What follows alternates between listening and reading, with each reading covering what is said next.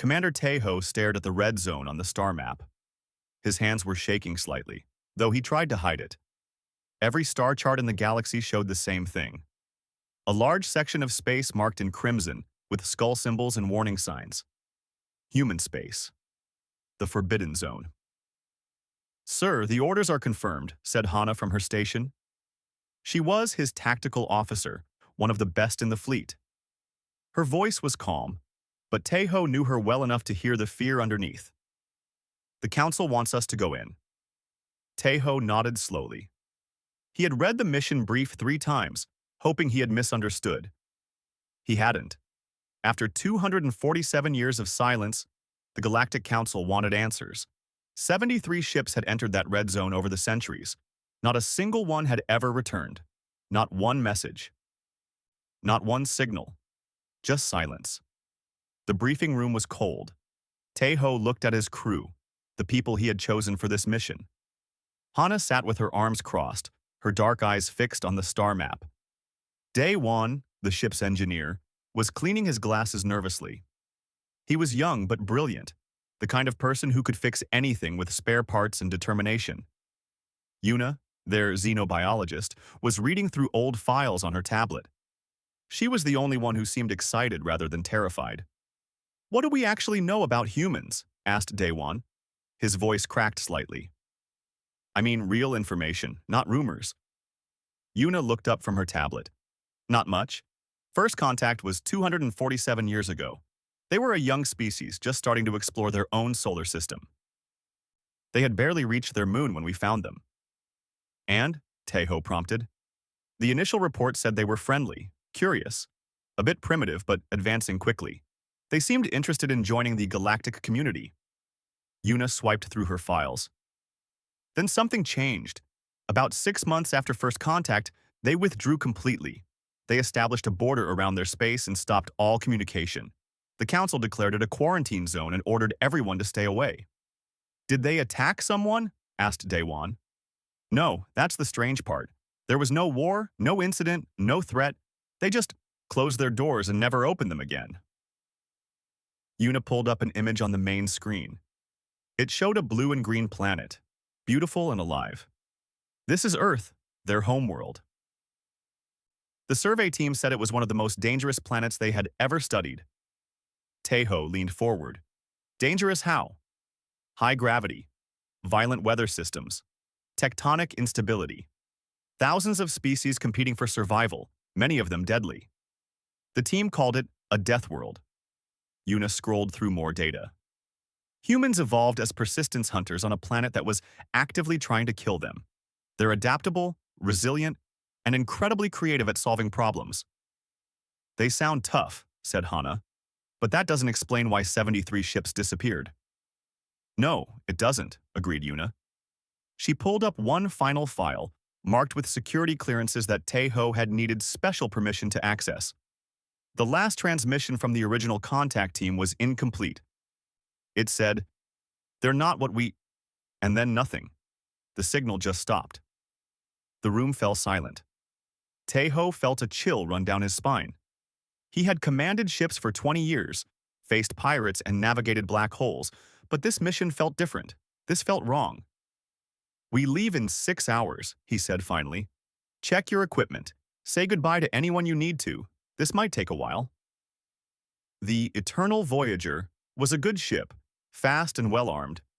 As they approached the border of human space, Tejo watched the sensors carefully. Everything seemed normal. Stars, empty space, the usual cosmic background radiation. Nothing threatening, nothing unusual. "Crossing the boundary in 3 minutes," announced Hana. Day-Wan was monitoring the engines from his station. "All systems green. We're ready." Yuna had her sensors focused on scanning for any signs of human activity. "I'm not detecting anything. No ships, no stations, no signals." 2 minutes, said Hana. Tejo gripped the arms of his command chair. His heart was beating fast. He thought about all those other ships, all those other crews who had crossed this same line. Where were they now? What had happened to them? 1 minute. "Stay sharp, everyone," Tejo ordered. "Subin, keep all channels open. If anything shows up, I want to know immediately. Subin, their young communications officer, nodded from her station. Her fingers flew across her console, preparing every scanning and communication system they had. 30 seconds. The bridge was completely silent except for the quiet hum of the ship's systems. Taeho watched the countdown on the main screen. 20 seconds, 10 seconds, 5. We're crossing now, said Hana. The Eternal Voyager slipped across the invisible line that marked the border of human space. For a moment, nothing happened. Then every long-range communication system went dead. The connection to Fleet Command, to the relay stations, to the Galactic Network, all gone in an instant. We just lost all external comms, reported Subin, her voice tight with stress. Everything beyond short range is offline. That's normal for quarantine zones, said Daewon, though he didn't sound convinced. Probably just interference. Probably, echoed Taeho, but he didn't believe it either. They continued forward, deeper into human space. The sensors showed nothing. No planets nearby, no asteroids, no debris, just empty space. But Taeho couldn't shake the feeling that they were being watched.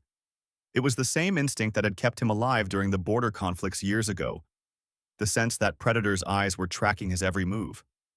Sir, said Hana quietly, I'm reading something strange on the gravity sensors.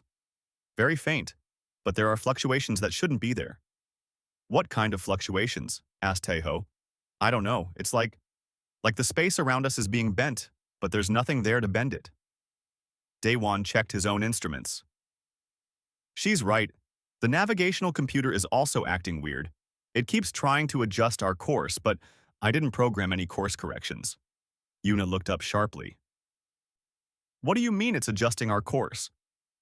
I mean something is rewriting the navigation code in real time, said Daewon. His face had gone pale. Something is changing where we're going. Taeho stood up. Can you override it? I'm trying, but...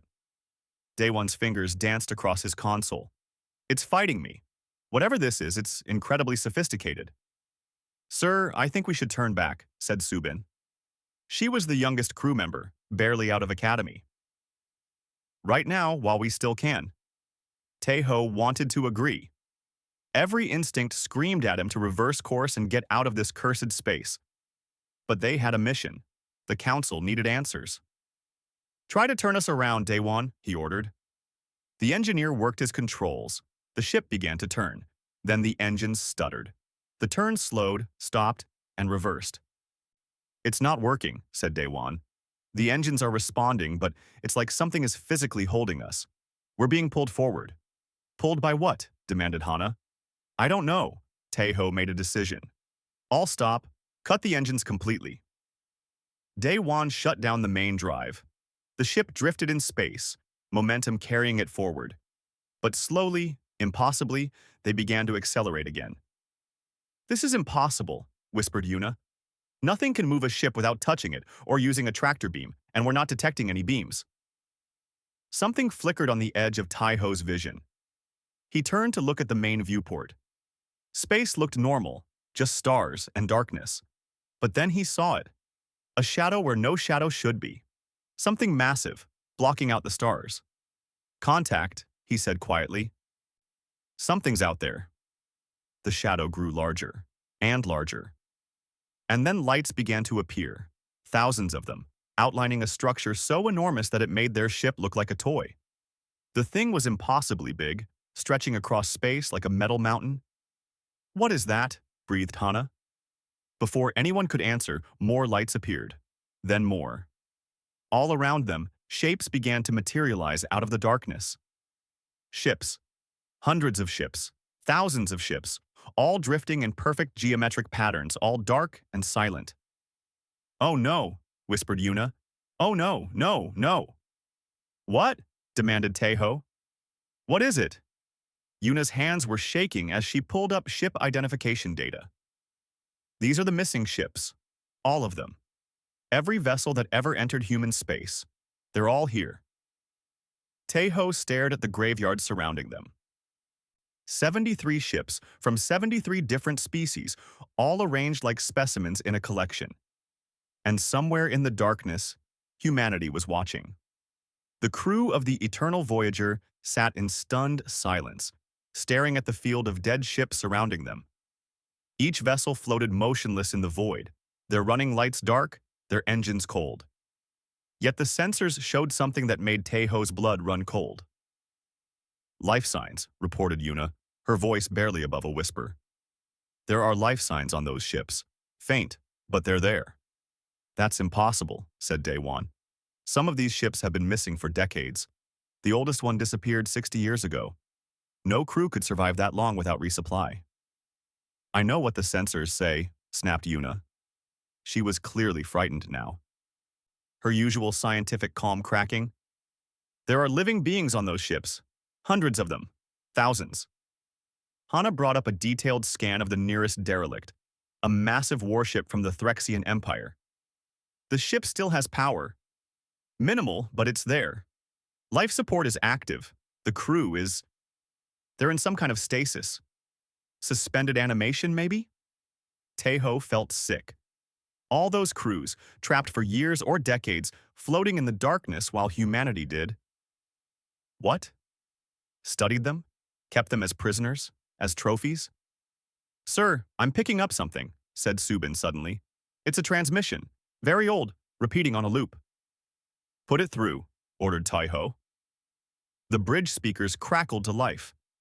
The voice that came through was rough, desperate, speaking in Threxian dialect. Turn back.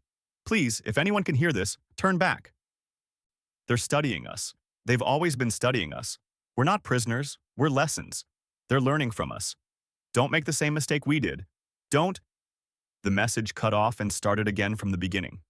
Turn back. Turn back. Turn back. How long has that been broadcasting? Asked Hana. Subin checked her readings. 60 years. It's been playing on repeat for 60 years. Daewon stood up from his station, his face pale. We need to leave, right now. We need to get out of here before... Every light on the ship went out. Emergency power kicked in a second later, bathing the bridge in red emergency lighting. Alarms started blaring. What happened? Shouted Teiho. Something just shut us down, reported Daewon, frantically working his console. Main power offline, engines offline, weapons offline. We're running on battery backup only. Get us back online. I'm trying. The systems aren't responding. It's like something is blocking every command I send. A new light appeared outside the viewport. Teiho turned to look and his heart nearly stopped. Something enormous was decloaking right next to them. The structure was massive beyond imagination, bigger than any space station he had ever seen. It was made of metal that seemed to absorb light, covered in designs and symbols from dozens of different civilizations. What is that thing? Whispered Hana. Yuna was staring at her scanner, her face white with shock. It's old. Really old. I'm reading architectural elements from 17 different extinct species. Some of these designs are from civilizations that died out thousands of years ago. How is that possible? Asked Teiho. I don't know, unless...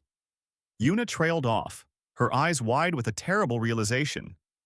Unless humans didn't just start collecting ships 200 years ago, unless they've been doing this for much, much longer. The implication hung in the air like poison. How long had humanity been watching the galaxy? How many civilizations had they studied? How many ships had they captured before the Galactic Council even knew humans existed? The communication console beeped. Subin jumped in her seat. Sir, we're receiving a transmission. It's in perfect galactic common. They're hailing us. On screen, said Teiho, forcing his voice to stay steady. The main view screen flickered to life. A woman appeared, human, sitting in what looked like a command center. She was young, with dark hair and calm eyes that seemed to look right through them. Behind her, Teiho could see other humans working at advanced consoles, their stations covered in technology he didn't recognize. Welcome to human space, said the woman. Her voice was pleasant, almost friendly, but there was something deeply unsettling about her composure. My name is Jiwon. I'm a diplomatic liaison for the human collective. We've been expecting you. Teiho found his voice. You've been expecting us? Of course. The Galactic Council sends a ship every few years. You all make the same mistake. Jiwan smiled, but it didn't reach her eyes. You see our space as empty and assume we're weak. You think because we don't come out, we can't come out. You couldn't be more wrong. What have you done to my ship? Demanded Taeho. We've disabled it. Obviously.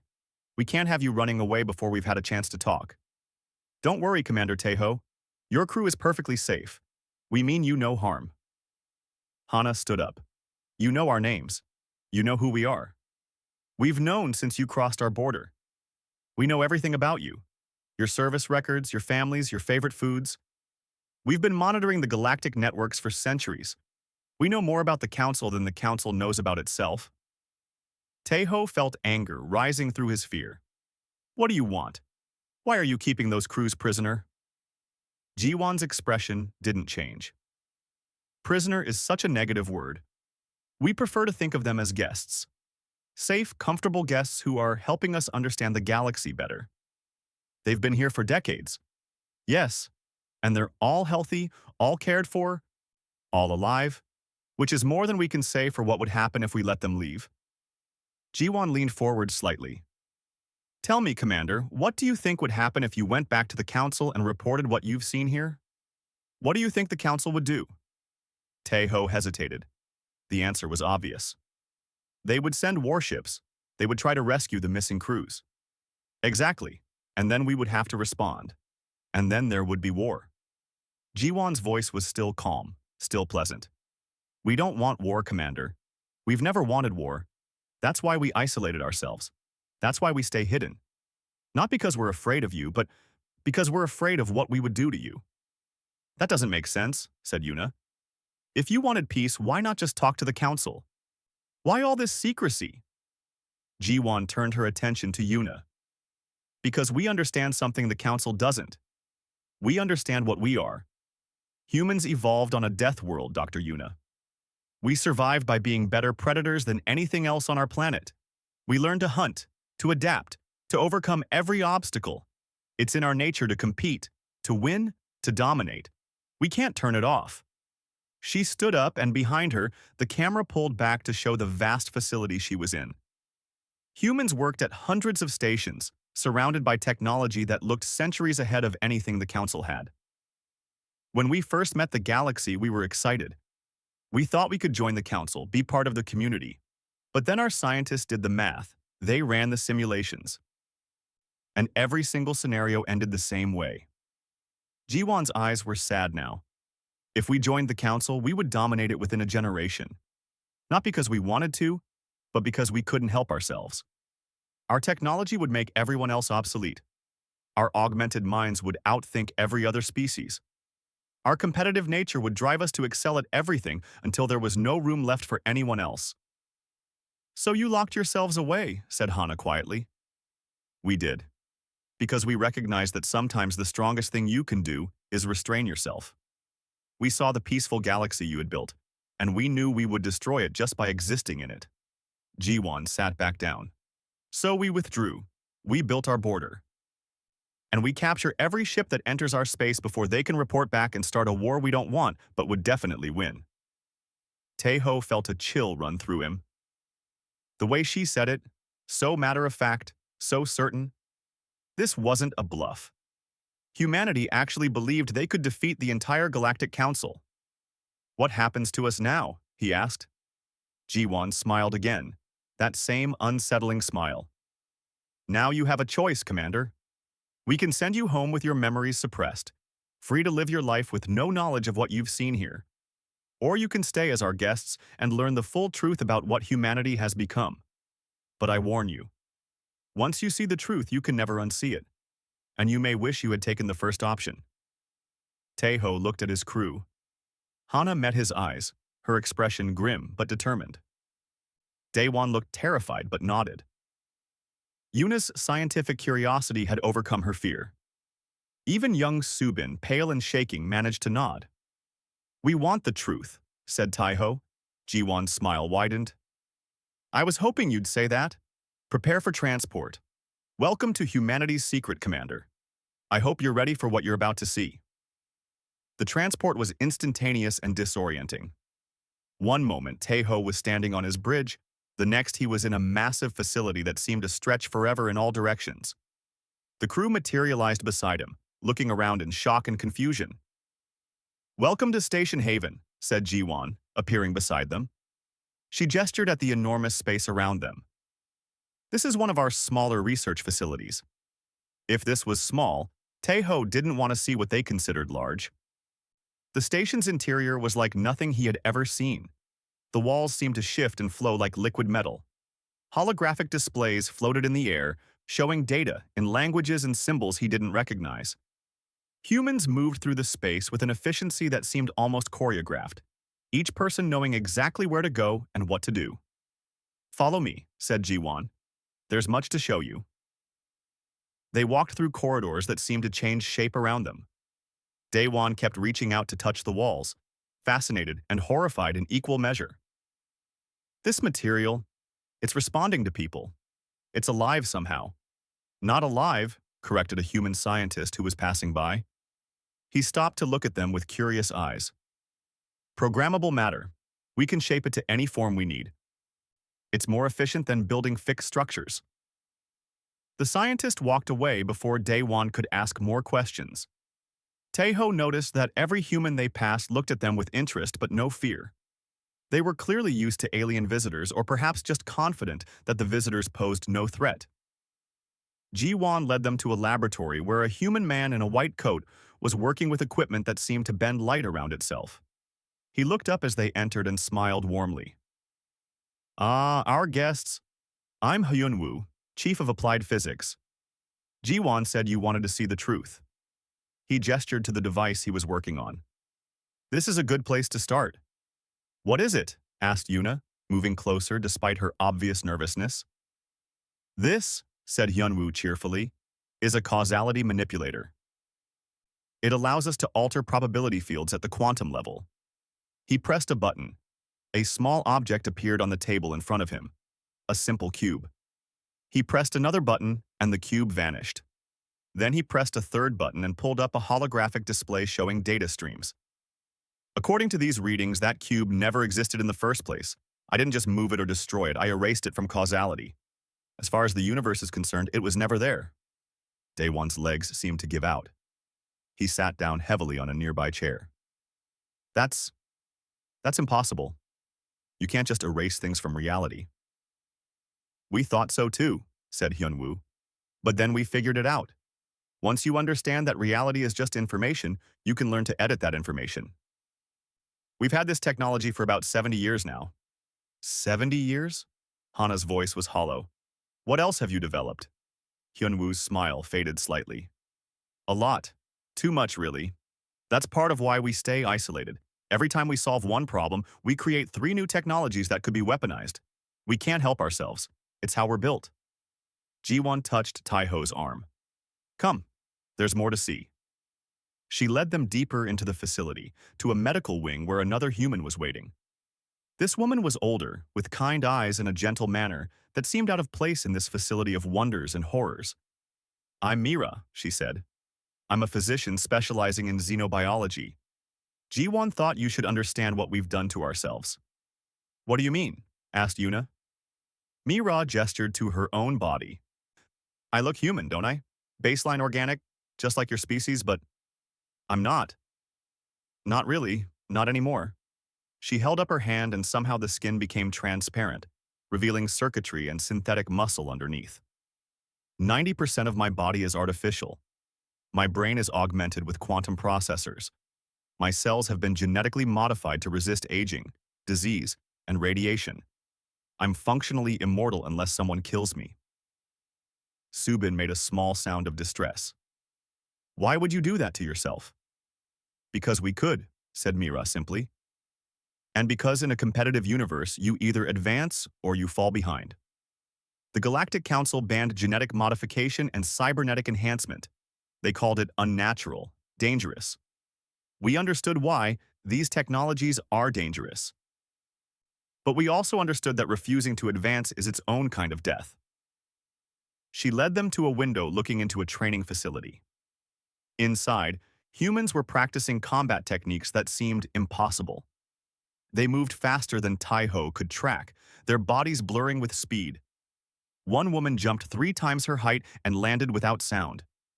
A man punched through a steel plate like it was paper. Enhanced strength, enhanced speed, enhanced reflexes, explained Mira.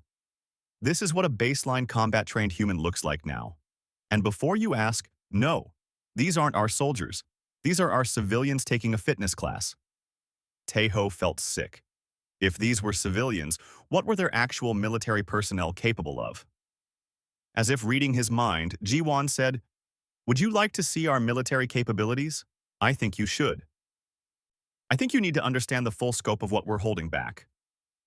She took them to a strategic command center where a grizzled human man was studying holographic battle maps. He looked up as they entered, his eyes sharp and calculating. Taiho recognized the look. This was a warrior, someone who had seen real combat. "Commander Taiho," the man said. "I'm Kangmin, Fleet Coordinator for the Human Defense Force. Jiwan tells me you want to understand why we stay behind our borders." "Yes," said Taiho. "I want to understand." Kangmin nodded and activated a simulation. The holographic display showed the galaxy, with all the council species marked in blue. This is the current political structure. 847 species, most of them peaceful, all of them protected by council law and mutual defense treaties. He pressed a button and new markers appeared in red, spreading from human space. This is what happens if we join the council and participate in galactic civilization. Not through war, we don't need war. Just through normal competition. The simulation played out over accelerated time. Human technology spread. Human businesses outcompeted local economies. Human scientists made breakthroughs that made other species' research obsolete. Human culture absorbed and transformed everything it touched. "Within 20 years, we dominate galactic trade," narrated Kangmin. "Within 50 years, we control most major industries. Within a century, every other species is economically dependent on us. Not because we invaded or threatened anyone, but because we're just better at optimization. We can't help it. It's in our DNA." The simulation continued. Social unrest, economic collapse, species going extinct not through war but through irrelevance. The galaxy transformed into a human-dominated empire without a single shot being fired. "This is the optimistic scenario," said Kangmin quietly. "The one where we try our best to be gentle and respectful. Want to see what happens if someone actually attacks us?" He ran another simulation. A council species, feeling threatened by human expansion, launched a preemptive strike on human colonies. The response was swift and terrible. Human weapons that violated physics itself. Shields that made attacks simply decide to miss their targets. Projectiles that existed in multiple dimensions simultaneously. Ships that could appear anywhere in the galaxy instantly. The war in the simulation lasted 6 days. The attacking species simply ceased to exist. "We wargamed this scenario 1,000,000 times," said Kangmin. "Different starting conditions, different enemies, different levels of restraint on our part. The results are always the same. If we go to war, we win. Every time, completely, overwhelmingly. And we hate that. We hate that about ourselves." Taiho stared at the simulation, his mind struggling to process what he was seeing. "Why are you showing us this?" "Because you need to understand," said Jiwan. "We didn't quarantine ourselves because we're afraid of you. We did it because we're terrified of ourselves. We know what we're capable of. We know that if we join the galactic community, we'll destroy it. Not through malice, but through our nature." Kangmin shut down the simulation. "We're persistence predators on a cosmic scale, Commander. Back on Earth, our ancestors would chase prey for days until it collapsed from exhaustion. We didn't need to be faster or stronger. We just needed to never give up, to keep coming, to outlast everything else. That instinct is still in us. When we start something, we can't stop until we've optimized it, perfected it, won at it. So you lock yourselves away," said Hana, "and you lock away everyone who discovers your secret." "Yes," said Jiwan, "because if even one ship returns with proof of what we are, the Council will panic. They'll either try to destroy us or try to use us. Either way, the result is war, And we will win that war. And then we'll have to live with what we've done. Mira spoke up, her voice gentle but firm. The ships we've captured, the crews we keep in stasis, we're not doing it to be cruel. We're doing it to protect them, protect all of you. If they go back and report what they've seen, it starts a chain of events that ends in fire. So we keep them safe, keep them comfortable, keep them asleep. It's the kindest option. You call it kindness, said Taiho, but it's still imprisonment. Yes, agreed Jiwan. It is, and we hate it. But we hate the alternative more. She walked to a window that looked out over the station. In the distance, Taiho could see the derelict ships, all those crews trapped in stasis, preserved like insects in amber. We've been alone for 247 years, said Jiwan quietly, watching the galaxy from afar, protecting you from ourselves. And it's getting harder. Every generation, more of us question the quarantine. More of us want to join the wider universe. We're social creatures, Commander. Isolation goes against our nature as much as restraint does. She turned back to face them. That's why you're here. Not just to see the truth, but to help us find a solution. Because the current situation can't last forever. Eventually, something will break. And when it does, we need to make sure it doesn't break the galaxy with it. Ji-Wan led them to a conference room that overlooked the vast expanse of captured ships. The room was simple compared to the rest of the facility, with just a long table and chairs. But the technology embedded in the walls was anything but simple.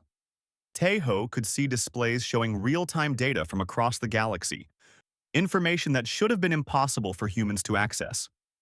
We need to talk about your future, said Ji-Wan as they sat down, and about the future of human galactic relations. Before Taiho could respond, a door opened and another human entered. This man was older, with gray in his hair and eyes that seemed to process information at an inhuman speed. Taiho noticed his pupils dilating and contracting rapidly, like a camera adjusting focus. This is Director Young-Soo, introduced Ji-Wan. He leads the Human Council, our governing body. Young-Soo sat at the head of the table and looked at each crew member in turn. His gaze was intense but not unkind. Commander Taiho, I've read your service record. Impressive career. You've shown good judgment in difficult situations. I'm hoping you'll show good judgment now. What do you want from us? Asked Taiho. The same thing we want from everyone who enters our space, a solution. Young-Soo waved his hand, and holographic displays appeared above the table. These are detailed analyses of every species in the Galactic Council, their military capabilities, economic structures, social systems, psychological profiles. We've spent 2 centuries studying the galaxy, preparing for a war we desperately don't want to fight. Hana leaned forward to study the displays. Her face went pale. These are invasion plans, conquest strategies. Yes, said Young-Soo without hesitation. We've wargamed every possible scenario, optimal strike points, supply line vulnerabilities, political weak points we could exploit. We know exactly how we would defeat the Council if we had to. Why? Demanded Daewon. Why prepare all this if you don't want war? Because hope is not a strategy, replied Young-Soo. We hope we never have to use these plans. But if the Council discovers the truth about us and decides we're a threat, we need to be ready. And we need to win decisively, because a long war would cause suffering we're not willing to accept. Another human entered the room, a younger man who moved with nervous energy. Director, the probability models are ready. Thank you, Woo-Jin. Please join us. Young-Soo gestured to a seat. This is our Director of Science. He's been running simulations of what happens next, depending on the choices you make.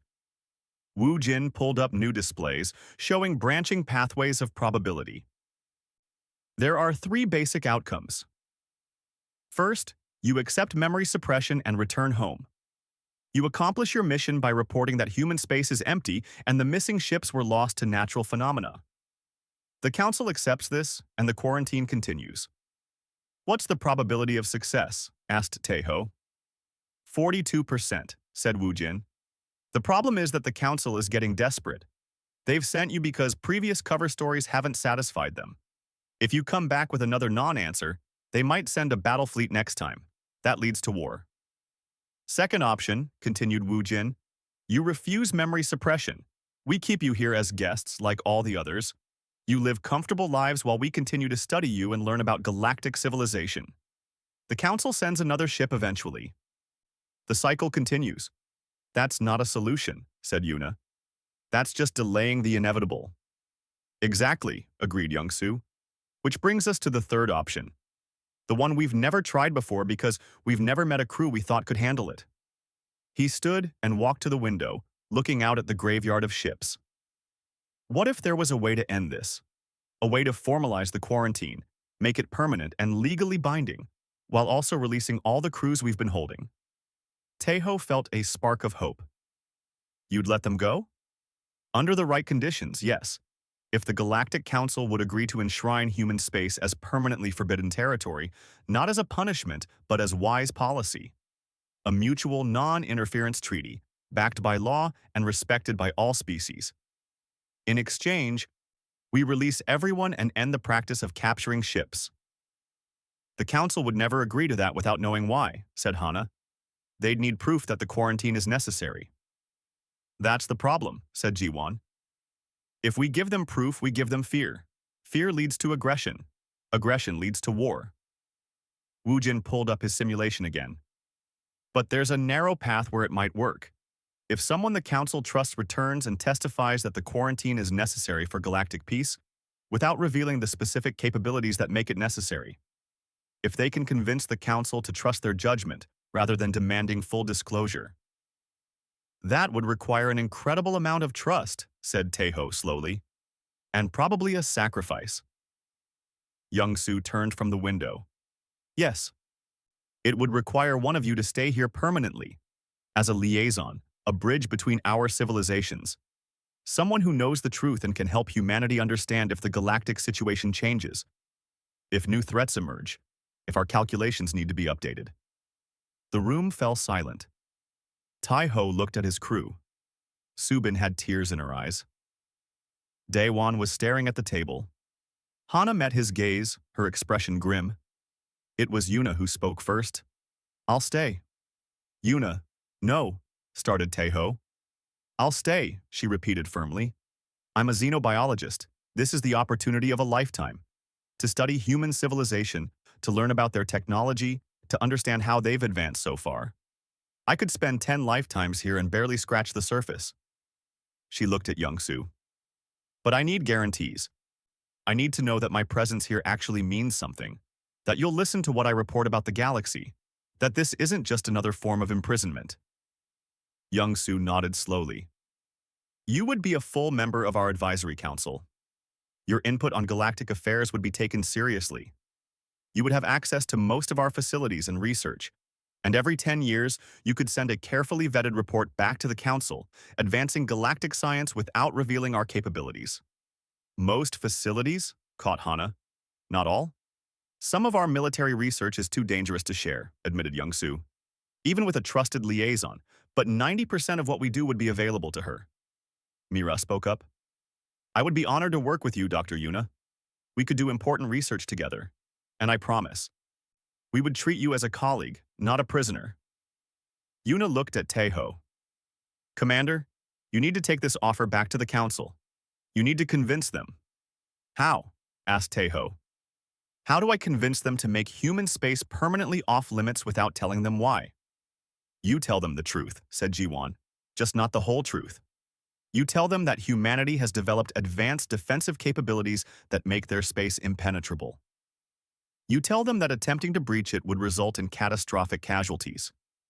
You tell them that the humans have offered a treaty of mutual non-interference, and that you believe accepting it is in the galaxy's best interest. They'll ask questions I can't answer, protested Taeho. Then you tell them that some questions are better left unanswered, said Youngsu. You trust their judgment. You've been in this situation before, Commander. Sometimes the best choice is the one that avoids the worst outcome, even if it's not the most satisfying. Wu Jin pulled up his probability models again. With this approach, we calculate a 67% chance of long-term stability. It's not perfect, but it's the best odds we've found. Taeho stood and walked to the window. He looked out at all those ships, All those crews trapped in stasis. 73 vessels over 2 centuries. Thousands of people suspended between life and death, kept as insurance against a war nobody wanted. If I do this, he said slowly, you release all of them? All the crews? Every single one, confirmed Young-Soo, with memory suppression for safety, but alive and returned home. The practice ends. We find a better way forward. And if the Council refuses the treaty? Then we're back where we started. The quarantine continues. But at least we tried. Taeho turned to face his crew. This is your decision too. Hana, Daewon, Subin, you'll have to live with suppressed memories. You'll know something important happened, but not what. You'll have to trust me to handle the diplomatic fallout. I trust you, sir, said Hana immediately. Me too, added Daewon. Subin nodded, wiping tears from her eyes. If it means those people can go home, I'll do it. Taeho looked at Yuna. You're sure about this? Once you commit, there's no going back. Yuna smiled. I've never been more sure of anything. This is what I was meant to do. He took a deep breath and turned to Young-Soo. All right, we accept. But I have one condition of my own. Name it. Every year you let me talk to Yuna. Even if it's just for 5 minutes. I need to know she's okay. I need to know this wasn't a mistake. Young-Soo considered this, then nodded. Agreed. Once per year, a brief communication. Carefully monitored, but genuine. He extended his hand to Taeho. The commander hesitated, then shook it.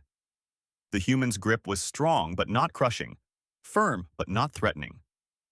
A handshake between equals despite everything Taeho had seen. Then we have an agreement, said Young-Soo. Welcome to the most important diplomatic mission in human history, Commander. I hope you're ready for what comes next.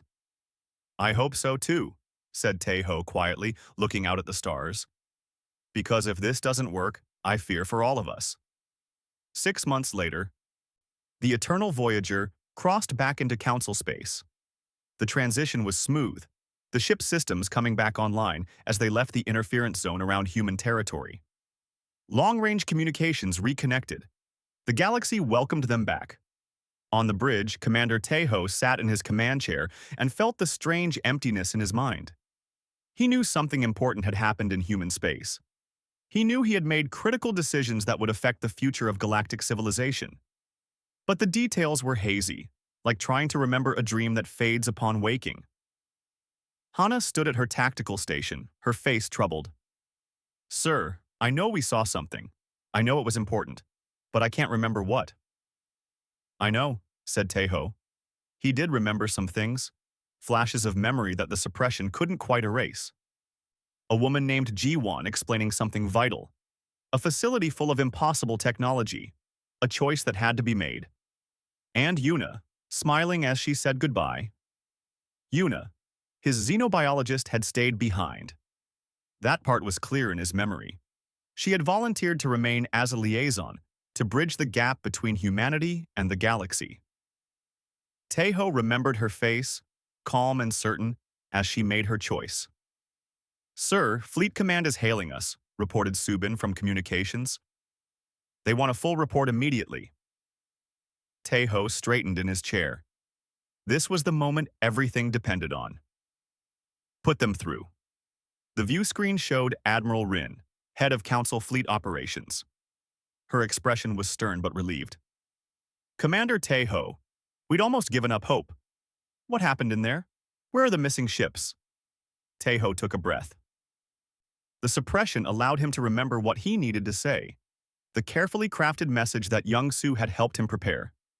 Admiral, I need to make my report directly to the full council. This is too important for a preliminary briefing.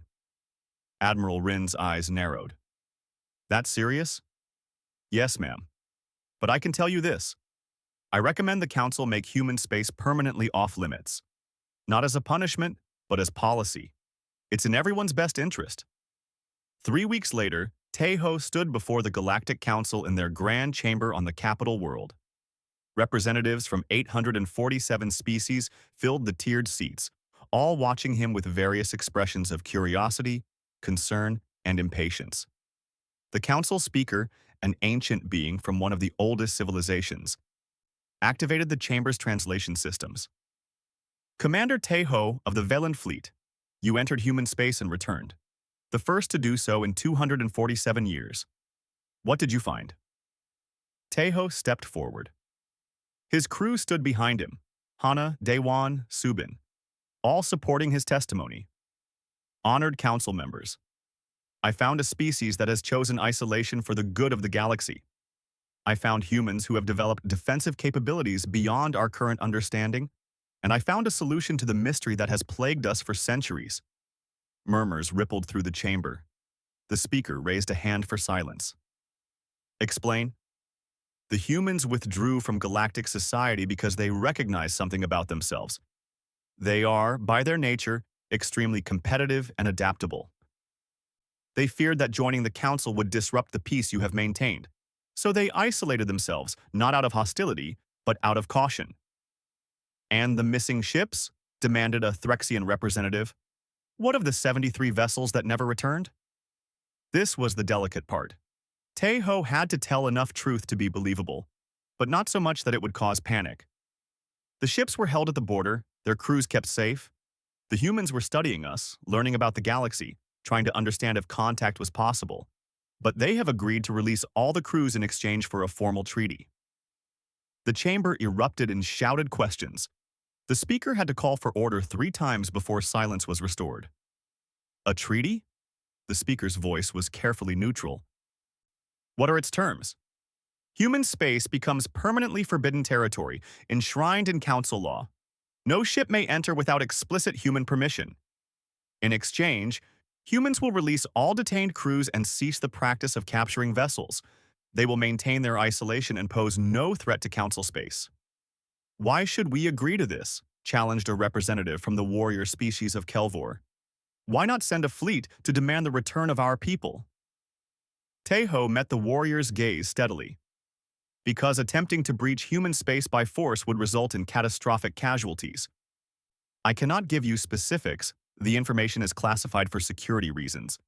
But I assure you that humanity's defensive capabilities are far beyond what we can currently counter. You're asking us to take your word for this? The Kelvori representative's tone was skeptical. Yes, said Taeho simply. I'm asking you to trust my judgment. I've served the council for 20 years. I've never given you reason to doubt my word. I'm telling you now, accepting this treaty is the right choice, the safe choice, the wise choice. Hana stepped forward. I support Commander Taeho's recommendation. We all do. She gestured to include Daewon and Subin. What we saw in human space convinced us that isolation is best for everyone. The council debated for 6 hours. Representatives argued, questioned, and proposed alternatives. But in the end, Taeho's testimony carried weight. He was a decorated officer with an impeccable record. His crew supported him unanimously, and the promise of returned crews was too valuable to ignore. The vote was called. The Human Quarantine Act passed with 78% support. 3 months after that, the detained crews began returning home. They arrived in their original ships, repaired and refueled with no memory of their captivity. Medical scans showed they had been treated well, kept in some form of stasis that had prevented aging. But their memories of human space were gone, suppressed by technology the council's doctors couldn't understand or reverse. Each crew told the same story. They had crossed into human territory, their ships had been disabled, and then nothing. A blank space in time. The next thing they remembered was waking up at the border with council rescue ships approaching. The families celebrated. The missing were returned. The mystery was solved, more or less. And the galaxy moved on. But Taeho didn't move on. Every night, he stared at the star charts and wondered about Yuna. Was she safe? Was she happy? Had he made the right choice? 1 year after the treaty, he received a message on a private, encrypted channel. It was brief, just a video lasting 30 seconds. Yuna appeared on screen, smiling, standing in what looked like a laboratory. Taeho, she said warmly. I'm well. The work here is incredible. I've learned more in 1 year than I did in my entire academic career. Mira sends her regards. The humans are keeping their word. The treaty is holding. This was the right choice. Thank you for trusting me. I'll talk to you again next year. The message ended. Tejo watched it 3 times, then deleted it as protocol required. But the weight on his chest eased slightly. She was alive. She was safe. She had no regrets. Years passed. The treaty held. Human space remained forbidden. The warnings on star charts updated to reflect council law. The red zone was now marked with a different symbol, not a skull, but a diplomatic seal. By mutual agreement, this territory is off-limits. Tejo retired from active service and became an advisor on human affairs, though he could never explain exactly why he was qualified. The memory suppression had made sure of that. But somehow, people trusted his judgment on the matter. Decades later, he was an old man, living quietly on a peaceful colony world. He still received his annual message from Yuna, though she looked older now too. The humans had offered to halt her aging with their technology, but she had refused, preferring to remain baseline. "I'm human enough for both of us," she joked in one message. She told him about the rotation of liaisons that had become tradition. After her first decade, a volunteer from one of the Threxian crews had taken her place. Then someone from the Kelvery. Then a Velan scientist who had specifically requested the position. Each served 10 years, returned with suppressed memories but carrying forward the informal understanding between humanity and the galaxy. The collection of detained ships was gone now, returned to their people. But the massive station still hung in human space, a reminder and a warning. Humanity remained isolated, but not imprisoned. They watched the galaxy, studied it, and slowly, carefully, shared knowledge through their liaisons. Young Su, who Tejo vaguely remembered meeting, had died of old age. His successor, a woman named Bora, maintained the same policies. Humanity's self-imposed exile continued, generation after generation choosing isolation over integration. And the galaxy slept peacefully, never knowing how close they had come to awakening something they couldn't control. On his deathbed, Tejo received one final message.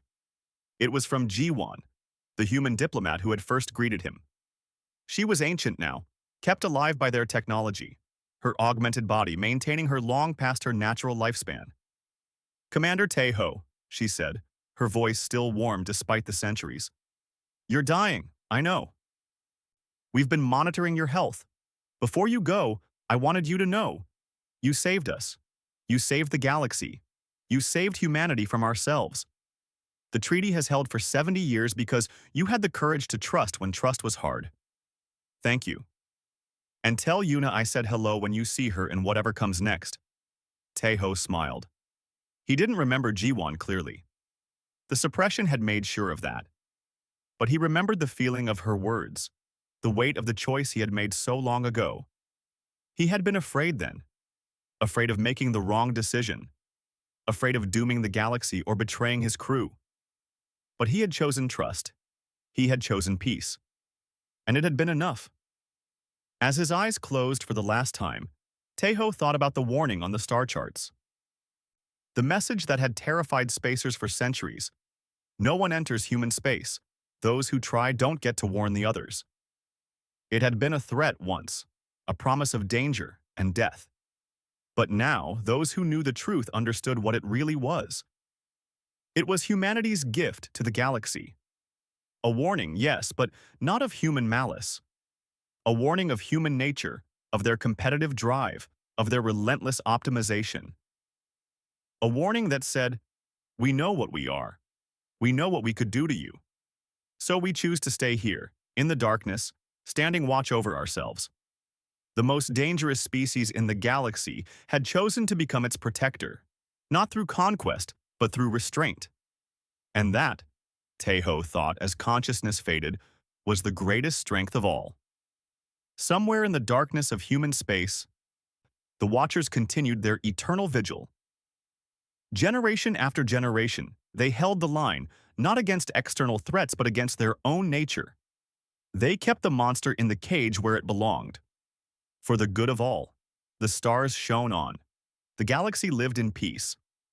And in the Forbidden Zone, humanity waited, patient and watchful, the sleeping giant that chose to never wake. The warning remained, the promise held, and the galaxy was safe.